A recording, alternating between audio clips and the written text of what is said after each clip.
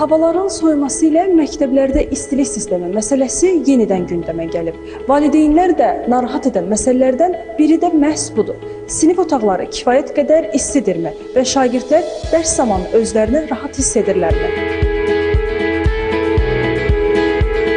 Qış aylarında hava çox soyuq olur, amma buna nisbətən biz gəlirik, sinifimizdə rahat dərslərimizi keçə bilirik. İstilik şəraitimiz çox yaxşıdır, dərslərdə də fəal iştirak etmək mümkün olur. Çöldə soyuq olmasına baxmayaraq sinifə gəndə heç soyuqluq hiss olunmur. Bizim məktəbdə kombilər yaxşı işləyir və sinifdə bizə heç soyuq olmur. Göründüyü kimi sinifdə bir çox şagird qısa qollu məktəb formasında gəlir. Sinif otaqları soyuq olanda dərsin keyfiyyəti və uşaqların diqqəti zəifləyir. Belə vəziyyət davamiyyətə də təsir edir.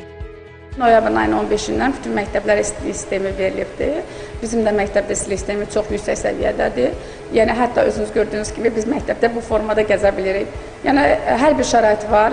Aşağıda qarderobumuz var. Uşaqlar gələn kimi öz paltarlarını soyunub ora verirlər.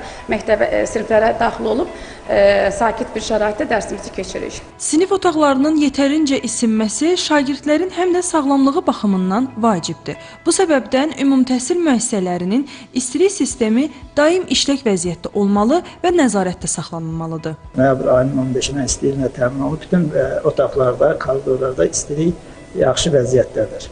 Bütün otaqlar hamısı normal temperaturla təmin olunmuşdur. Bəs istilik bütün məktəblərə bərabər paylanırmı? Ölkə üzrə ümumilikdə 449 təhsil müəssisəsi, yəni məktəb və bağça Azəristlik Təhsilat Açıq Səhmdar Cəmiyyəti tərəfindən istiliklə təmin edilir mərkəzləşdirilmiş qaydada. Bu da ümumilikdə təhsil müəssisələrinin müvafiq olaraq təqribən 6-8%-nin məhz Azəristlik Təhsilat Açıq Səhmdar Cəmiyyəti tərəfindən istiliklə təmin olunması deməkdir və Səhmdar Cəmiyyətin balansında olan qazanxanalar tərəfindən isidilən bütün məktəblərdə hazırda vəziyyət tam qənaətbəxşdir. Bəzi məktəblərdə isə hələ də müxtəlif qızdırıcı avadanlıqlarla isidilir, xüsusilə də bölgələrdə. Belə təhsil müəssisələrində isə daha diqqətli olmaq tövsiyə edilir. Əzizə Mahmudzadə, Nail Şahbazov, Telesəhər.